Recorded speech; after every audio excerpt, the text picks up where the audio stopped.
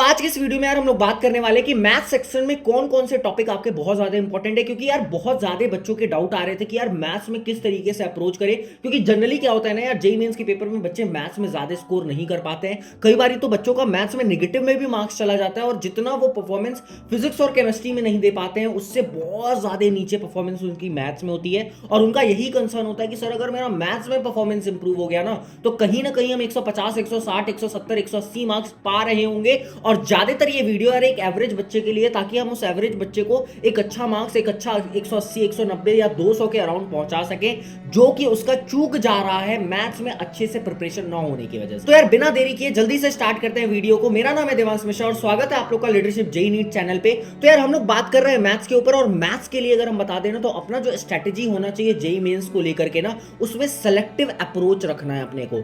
मतलब कि हमें सारे चैप्टर्स को लेकर के नहीं चलना है, हमें कुछ सेलेक्टिव चैप्टर्स जो इंपॉर्टेंट वाले हैं, यहां तक कि उन सेलेक्टिव चैप्टर्स में एक सेलेक्टिव टॉपिक उठा करके अपने को पढ़ाई करनी है। और जिस जोन से ज्यादा सवाल पूछता है उस जोन को प्रॉपरली प्रिपेयर करके कहीं ना कहीं अपने को सेलेक्टिव क्वेश्चंस को सॉल्व करना है। यानी कि अगर हम मान के चलो कि अगर तुम्हारे पास 10 इंपॉर्टेंट चैप्टर अगर तुम कलेक्ट कर लो, 10 इंपॉर्टेंट चैप्टर को अगर तुम अच्छे से प्रिपेयर कर लो, तो सोच के देखो उस 10 चैप्टर से कहीं ना कहीं 10 सवाल आ रहे होंगे। और अगर आपका वो अच्छे तरीके से प्रिपेयर है तो आप उस 10 सवालों को सही कर रहे होगे, जहां पे आज 40 से 50 नंबर इजीली स्कोर कर रहे होगे।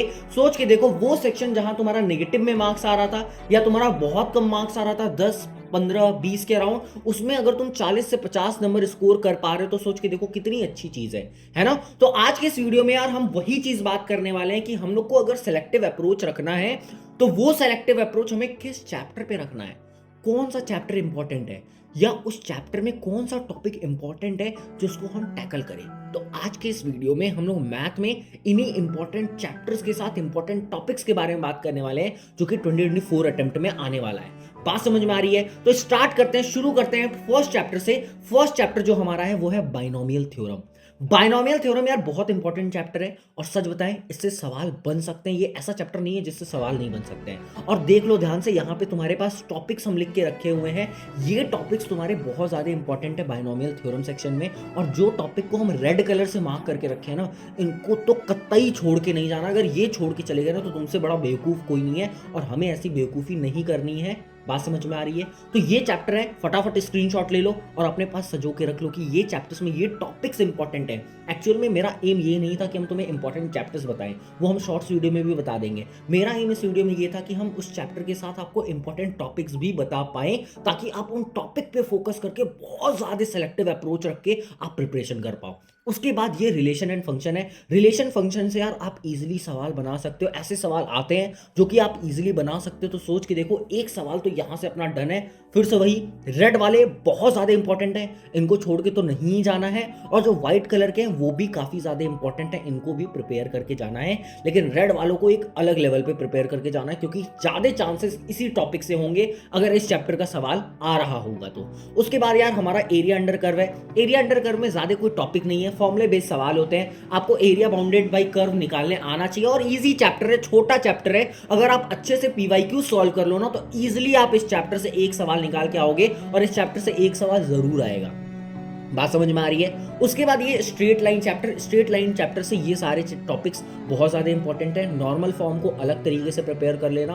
हकीकत बताएं, अगर तुम स्ट्रेट लाइन का सवाल देखोगे ना तो तुम्हें कभी भी ऐसा नहीं लगेगा कि स्ट्रेट लाइन का सवाल शायद आपसे नहीं बन पाता। बात समझ में आ रही है? उसके लिए आपको सारे फॉर्मुलेज याद होने चाहिए। कोऑर्डिनेट ज्योमेट्री की खासियत यही है कि आपको कोऑर्डिनेट ज्योमेट्री में अगर सारे फॉर्मुलेज याद हो गए ना तो आप बहुत अच्छा मार्क्स स्कोर कर सकते हो, अगर पीवाईक्यू सॉल्व कर लिए अलॉन्ग विथ फॉर्मूला रटना। बात समझ में आ रही है? तो ये इंपॉर्टेंट चैप्टर है स्ट्रेट लाइन में। देन उसके बाद डिफरेंशियल इक्वेशन, बहुत अच्छा चैप्टर है, छोटा चैप्टर है, स्कोरिंग चैप्टर है, और 1 से 2 सवाल तो जरूर आएगा, मिनिमम 1 सवाल तो जरूर आएगा। फिर से इंपॉर्टेंट चैप्टर पॉइंट्स हम लिख दिए हैं। लीनियर डिफरेंशियल इक्वेशन और होमोजीनियस डिफरेंशियल इक्वेशन, ये दोनों बहुत ज्यादा इंपॉर्टेंट है, इनसे ज्यादातर सवाल देखने को मिलता है। लेकिन आपको इन सारे टॉपिक्स को प्रिपेयर करके जाना है। हकीकत तो ये बताएं कि ये जो चैप्टर्स हम लिखे हैं ना, इन सारे चैप्टर्स में सारे चैप्टर्स को प्रिपेयर करके जाना है। जो मेरे लिस्ट में है, टोटल 14 चैप्टर्स की लिस्ट है मेरे पास। इन सारे 14 चैप्टर्स को आपको अच्छे से प्रिपेयर करके जाना है, लेकिन उन टॉपिक्स को बहुत ज्यादा फोकस करना है जो यहां पे लिखे हैं, और जो रेड में है उनको और ज्यादा फोकस करके पढ़ना है। बात समझ में आ रही है। उसी तरीके से इंटीग्रेशन में लिमिट ऑफ सम छोड़ के मत जाना, लिमिट ऑफ सम से बहुत बार सवाल पूछा है इंटीग्रेशन सेक्शन में, तो आपको वो चीज करनी है और इंपॉर्टेंट टॉपिक आपके सामने है ना। उसके बाद फिर आती है sequence and series. Sequence and series में भैया आप इजीली मार्क्स स्कोर कर सकते हो सीक्वेंस एंड सीरीज में थोड़े से एफर्ट से। बात समझ में आ रही है। सिर्फ पीवाईक्यू सॉल्विंग कर लो और अगर फॉर्मूला रट लिए ना और पीवाईक्यूज की एनालिसिस करते हुए सॉल्व करना कि किस तरीके के सवाल पूछ रहे हैं, आप इजीली सीक्वेंस एंड सीरीज में आप स्कोर कर सकते हो। खास करके स्पेशल सीरीज, इनफाइनाइट टर्म्स वाले या एन टर्म्स वाली सीरीज अच्छे से प्रिपेयर करके जाना, क्योंकि सीक्वेंस एंड सीरीज में वही जोन रहता है उसका। बात समझ में आ रही है। उसके बाद कॉम्प्लेक्स नंबर में आर्गुमेंट और ज्योमेट्री, ये दोनों बहुत ज्यादा इंपॉर्टेंट है। और भैया जो व्हाइट कलर में लिखे हैं ये भी बहुत ज्यादा इंपॉर्टेंट है, लेकिन रेड वाला काफी ज्यादा इंपॉर्टेंट है। मैक्स टू मैक्स सवाल यहीं से देखने को मिलेगा रेड वाले टॉपिक से। बात समझ में आ रही है। उसके बाद भैया हमारा जो इंपॉर्टेंट चैप्टर है कंटिन्यूटी डिफरेंशियबिलिटी, भैया आप स्कोर कर सकते हो, ये चैप्टर बनने लायक है, ये सारे चैप्टर्स बनाने लायक हैं। कंटिन्यूटी डिफरेंशियबिलिटी से आप इजीली स्कोर कर सकते हो, टॉपिक्स आपके सामने हैं।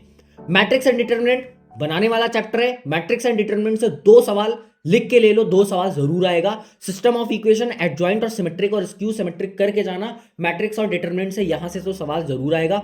और भैया सॉल्यूशन ऑफ सिस्टम ये भी करके जाना। सॉल्यूशन ऑफ सिस्टम बहुत ज्यादा इंपॉर्टेंट है, हम इसको रेड मार्क करना भूल गए, लेकिन सॉल्यूशन ऑफ सिस्टम आपको अच्छे तरीके से करके जाना है। मैक्स टू मैक्स चांसेस है कि सवाल देखने को मिलेंगे। उसके बाद भैया हमारा लिमिट है, इनफाइनाइट लिमिट वाला अच्छे से करके जाना। इनफाइनाइट लिमिट पे बहुत बार सवाल पूछा है भैया, और तो इनफाइनाइट लिमिट्स तो करके जाना है, बाकी जो बेसिक्स है और ट्रिगो लिमिट्स है इसको तो करके जाना ही जाना है। उसके बाद सर्कल में आप मोस्टली 3 टॉपिक, क्योंकि सर्कल बहुत बड़ा चैप्टर है, जो बच्चे अच्छे से कोटा में जो बच्चे पढ़ते हैं या जो बच्चे ऑनलाइन कोटा के सिस्टम वाले एजुकेशन से अगर वो पढ़ाई कर रहे हैं ना, तो उन्हें पता है सर्कल कितनी क्लास में पढ़ाया जाता है। सच बताएं 15 से 16 क्लास ले लिया जाता है सिर्फ सर्कल पढ़ाने में, तो भैया बहुत बड़ा सेक्शन हो जाता है और बहुत ज्यादा फॉर्मूले हो जाते हैं। लिटरली बता रहे हैं आपको, अगर जो अच्छे से सर्कल पढ़ा है उन्हें पता है ये बात। तो भैया आप ये 3 टॉपिक ले लेना, tangent to the circle, equation of circle, normal to the circle. ये सर्कल से अगर सिर्फ 3 टॉपिक प्रिपेयर कर लोगे ना, और बस एक बार पूरा चैप्टर देख लेना, एक फील होनी चाहिए, इक्वेशंस वगैरह की नॉलेज होनी चाहिए, आप सर्कल से इजीली स्कोर करके आ सकते हो अगर पेपर में क्वेश्चन आएगा तो, है ना। उसके बाद हम बात करेंगे most important topic, most important chapter vectors की, और फिर 3D ज्योमेट्री की।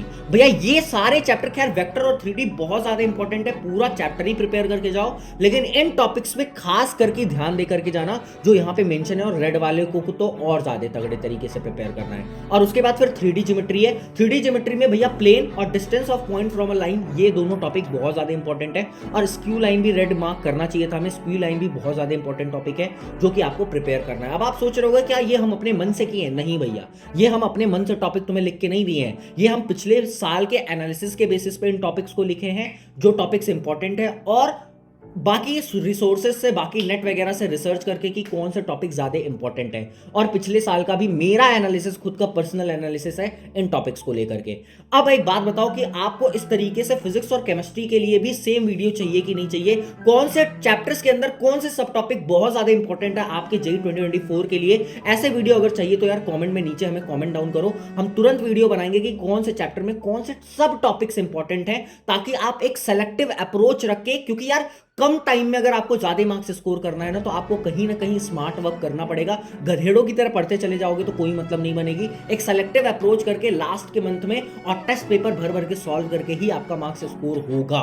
बात समझ में आ रही है? तो फटाफट इन सारों का स्क्रीनशॉट ले लो, जितनी स्लाइड्स हैं, और आप इन टॉपिक्स पे अपनी मेहनत तेज कर दो और सेलेक्टिव अप्रोच रख के प्रिपरेशन शुरू कर दो। और हाँ भैया, हम ये नहीं कह रहे हैं कि आपको बाकी चैप्टर्स छोड़ के जाना है। सोच के देखो तो बहुत सारे इजी चैप्टर्स आपको इसमें देखने को नहीं मिल रहे होंगे, क्योंकि हमारा इजी चैप्टर रखने का इसमें स्कोप ही नहीं था। वो इजी चैप्टर्स तो आपको प्रिपेयर करके जाने ही जाने हैं, लेकिन भैया इन बड़े चैप्टर्स को आप अच्छे से निकाल लो। इन बड़े चैप्टर्स में कौन से टॉपिक इंपॉर्टेंट है उसको ध्यान से समझ लो और उनको अच्छे से प्रिपेयर कर लो। मेरा एम इस वीडियो में ये था। कोई ये नहीं बोलेगा ये तो छोटा था आप लिखे ही नहीं। अरे भैया छोटा था तो प्रिपेयर करके तो जाना ही है।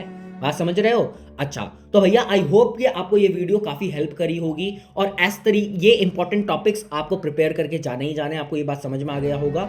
एंड मिलते हैं अगले वीडियो में। ध्यान रखना और लगातार पढ़ाई करते रहो, और अपने कमेंट में हमें भैया ये भी बताओ कि आपको किस चीज़ पे वीडियो चाहिए, ताकि हम इजीली उस टॉपिक पे वीडियो बना सकें आपके लिए। बात समझ में आ रही है? अगर अच्छा लगा है तो वीडियो को लाइक कर देना यार, और चैनल को सब्सक्राइब कर देना, और अपने दोस्तों के साथ भी शेयर करना। और सच बता रहे हैं, इन टॉपिक्स को निकालने में बहुत मेहनत लगी है, समझ रहे हो? और ये पीपीटी हम अपने खुद हाथ से बनाए।